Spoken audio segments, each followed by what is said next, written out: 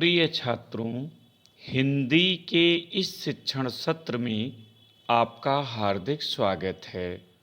आज हम गद्य खंड के अंतर्गत शिक्षा का उद्देश्य निबंध के 8वें भाग का अध्ययन करेंगे। प्रस्तुत अंश में निबंधकार डॉक्टर संपूर्णानंद जी ने धर्म एवं कर्तव्य के मर्म को स्पष्ट करते हुए अध्यापक के कर्तव्य को परिभाषित करने का सुंदर प्रयास किया है। उनका विचार है कि स्वस्थ समाज के निर्माण में अध्यापक की महत्ता एवं भूमिका अत्यंत महत्वपूर्ण है।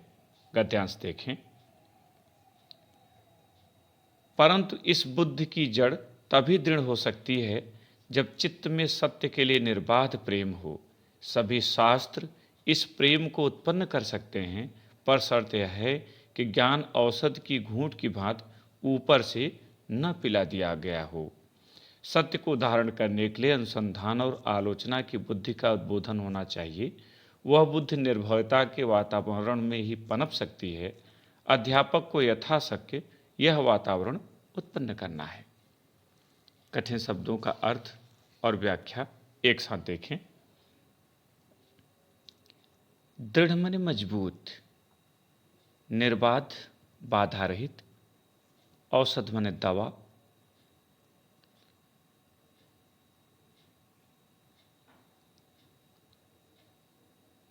यथाशक्य यथासंभव, पनप माने उत्पन्न होना।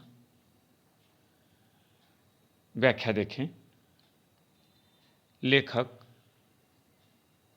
डॉक्टर संपूर्णानंद जी का विचार है कि अच्छे कार्यों में बुद्धि तभी दृढ़ हो सकती है, लग सकती है, जब व्यक्ति के हृदय में, मन में सत्य के प्रति प्रेम हो, सत्य के प्रति अनुराग हो।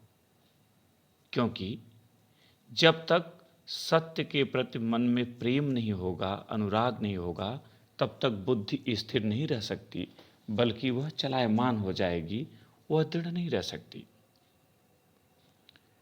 लेखक कहता है कि यह बुद्धि तभी दृढ़ रह सकती है जब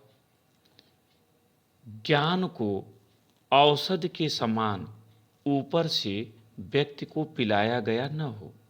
अर्थात जैसे औषध देने पर व्यक्ति के रोग दूर हो जाते हैं, उसी प्रकार अगर व्यक्ति को ज्ञान पिला दिया गया हो, अर्थात उसे रटा दिया गया हो, तब भी उसकी बुद्धि स्थिर नहीं रह सकती। सत्य को धारण करने के लिए, अर्थात सत्य की खोज करने के लिए, उसे हृदयंगम करने के लिए व्यक्ति में आलोचनात्मक और अनुसंधान माने खोज की, अन्वेषण की दृष्टि होनी चाहिए। तभी वह सत्य को प्राप्त कर सकता है। यह बुद्धि संकुचित विचारों से उत्पन्न नहीं हो सकती। संकुचित दृष्टिकोण से ऊपर उठकर स्वच्छंद वातावरण में ही यह बुद्धि उत्पन्न हो सकती है। और अध्यापक का यह दायित्व है और चाहिए भी कि वह अपने छात्रों को ऐसा ही वातावरण उपलब्ध कराए, इसी तरह के वातावरण का सृजन करे। इससे यह स्पष्ट हो गया होगा कि अध्यापक को अपने छात्र में कैसा चरित्र विकसित करने का प्रयत्न करना चाहिए। लेखक कहता है, उपरोक्त विवरण से स्पष्ट हो गया होगा कि अध्यापक को अपने छात्रों के लिए किस प्रकार का वातावरण सृजित करना चाहिए, किस माहौल में उन्हें रखना चाहिए। अच्छे उपाध्याय के निकट पढ़ा हुआ स्नातक सत्य का प्रेमी और खोजी होगा। उपाध्याय माने गुरु, अध्यापक, निकट माने समीप। स्नातक पहले गुरुकुल प्रणाली में जब शिक्षा समाप्त होती थी तो शिष्य को स्नातक की उपाधि मिलती थी। आज इसे ग्रेजुएशन का पर्याय माना जाता है, बीए का पर्याय माना जाता है। तो लेखक कहता है कि अच्छे गुरु के पास रहकर जो पढ़ा हुआ स्नातक होगा वह सत्य का प्रेमी होगा, सत्य का खोजी होगा, अर्थात उसके मन में सत्य के प्रति अत्यधिक प्रेम होगा। उसके चित्त में जिज्ञासा, ज्ञान का आदर होगा और हृदय में नम्रता, अनुसूया, दूसरे के दोषों को न देखना, प्राणी मात्र के लिए सौहार्द, सौहार्द माने भाईचारा। वो तपस्वी, संयमी और परिश्रमी होगा। लेखक कहता है कि अच्छे गुरु के पास रहकर पढ़ा हुआ जो स्नातक होगा, व्यक्ति होगा, वह सत्य का प्रेमी होगा, सत्य को खोजेगा, उसके मन में अच्छी चीज़ों को जानने की जिज्ञासा होगी, हृदय में नम्रता होगी, वह दूसरों में दोष नहीं ढूंढेगा और प्राणी मात्र के लिए उसमें सौहार्द होगा, भाईचारे का भाव होगा। वह तपस्वी होगा, संयमी होगा और परिश्रमी भी होगा। यहाँ तक कि सौंदर्य का उपासक होगा और हर प्रकार का अन्याय, अत्याचार और कदाचार का निर्मम विरोधी होगा। कदाचार, कदाचार का अर्थ होता है दुराचार, बुरा आचरण। निर्मम माने कठोर। लेखक कहता है कि वह जो शिष्य होगा वह सौंदर्य का प्रेमी होगा और प्रत्येक तरह के अन्याय का, अत्याचार का, साथ ही बुरे आचरण का कठोर विरोधी होगा, अर्थात वह इन्हें स्वीकार नहीं करेगा। धर्म और त्याग उसके जीवन की प्रबल प्रेरक शक्तियां होंगी। उसके जीवन की प्रेरक शक्ति धर्म और त्याग होंगे, अर्थात वह धर्म के मार्ग पर चलेगा और त्याग पूर्वक जीवन जिएगा। उसमें लोभ का कोई भी असर नहीं होगा।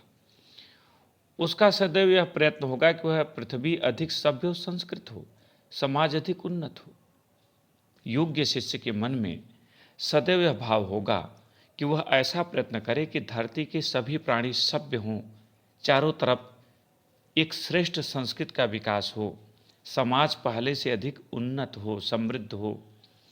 इसका तात्पर्य यह नहीं कि सब सन्यासी होंगे।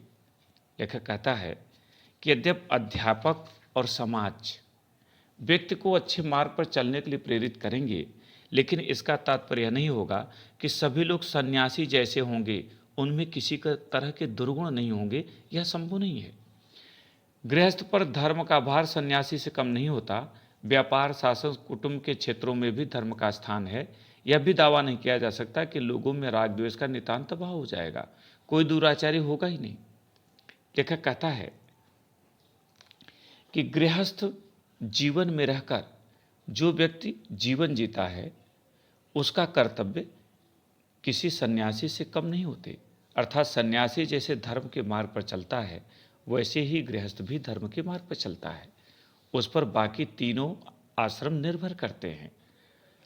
व्यापार, शासन और कुटुंब, परिवार के क्षेत्र में भी धर्म का महत्वपूर्ण स्थान है और एक श्रेष्ठ गृहस्थ इन सभी में समन्वय स्थापित करके हर जगह धर्म का आचरण करता है। यद्यपि यह दावा नहीं किया जा सकता कि ऐसे लोगों में राग द्वेष का नितांत भाव हो जाएगा, अर्थात वे एक दूसरे से झगड़ेंगे नहीं, हमेशा प्रेम से ही रहेंगे, ऐसा नहीं हो सकता। कोई दुराचारी होगा ही नहीं, सभी सन्यासी हो जाएंगे, यह भी संभव नहीं है। अध्यापक और समाज प्रयत्न मात्र कर सकते हैं। इस प्रयत्न का इतना परिणाम तो निसंदेह होगा कि बहुत से लोग ठीक राह पर लग जाएंगे और अपने पुरुषार्थ को पहचानने लगेंगे। ठीक राह माने उचित मार्ग। लेखक कह रहा अध्यापक और समाज का यह दायित्व है और वे यही प्रयत्न कर सकते हैं कि लोग सही मार्ग पर चलें, सन्मार्ग पर चलें, और उनके प्रयत्नों का यह परिणाम होगा कि अधिक से अधिक लोग उचित मार्ग पर चलने लगेंगे, अपने पुरुषार्थ को पहचानने लगेंगे और उनके भीतर अपेक्षाकृत सन्मार्ग पर चलने के लिए अधिक जिज्ञासा होगी। पथभ्रष्ट भी होंगे, गिरेंगे भी, पर अपनी भूलों पर आप ही पश्चाताप करेंगे और इन गलतियों को सीढ़ी बनाकर आत्मोन्नत करेंगे। लेखक कहता है कि समाज में रहने वाले लोग कभी गलत मार्ग पर चलकर पथभ्रष्ट भी हो सकते हैं, सन्मार्ग से गिर भी सकते हैं, किंतु उन्हें जैसे ही अपनी भूल का एहसास होगा वे पश्चाताप करेंगे और अपने गलतियों से सीख कर उसे सीढ़ी बनाकर अपनी आत्मा को उन्नत करेंगे, आगे अच्छा कार्य करेंगे, दोबारा उस तरह की गलतियां नहीं करेंगे। भूल करना बुरा नहीं है, भूल को भूल न समझना ही बड़ा दुर्भाग्य है। लेखक कहता है कि व्यक्ति से भूल होना स्वाभाविक है, क्योंकि भूल करके ही वह सीखता है। किंतु यदि भूल को वह भूल नहीं समझता बल्कि उसे उचित मानता है और दूसरे के कहने पर भी वह अपने गलतियों को स्वीकार करने के लिए तैयार नहीं होता, तो यह उसका दुर्भाग्य है। फिर ऐसा व्यक्ति धर्म के मार्ग पर नहीं चल सकता, अपनी आत्मा की उन्नति नहीं कर सकता। इस भाग में इतना ही। प्रश्नोत्तर देखें। पहला प्रश्न, प्रस्तुत गद्यांश का शीर्षक तथा लेखक का नाम लिखिए। उत्तर, प्रस्तुत गद्यांश का शीर्षक शिक्षा का उद्देश्य और लेखक का नाम डॉक्टर संपूर्णानंद है। दूसरा प्रश्न, रेखांकित अंश की व्याख्या कीजिए। और यहाँ रेखांकित अंश है, भूल करना बुरा नहीं है, भूल को भूल न समझना ही बड़ा दुर्भाग्य है। उत्तर, लेखक डॉक्टर संपूर्णानंद जी कहते हैं कि शिक्षक एवं समाज के सम्मिलित प्रयास से लोग उचित मार्ग पर चलने के लिए प्रेरित होंगे और सन्मार्ग पर चलेंगे भी। फिर भी उनसे भूल होना स्वाभाविक है, क्योंकि यह मनुष्य का एक स्वभाव है।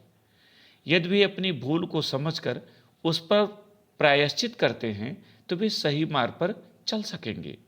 किंतु यदि व्यक्ति भूल को भूल न मानकर उस पर प्रायश्चित नहीं करेगा तो वह उसका सबसे बड़ा दुर्भाग्य है, क्योंकि वह पथभ्रष्ट हो जाएगा, तब उचित मार्ग पर नहीं चल सकेगा। तीसरा प्रश्न, बुद्धि की जड़ कब दृढ़ हो जाती है?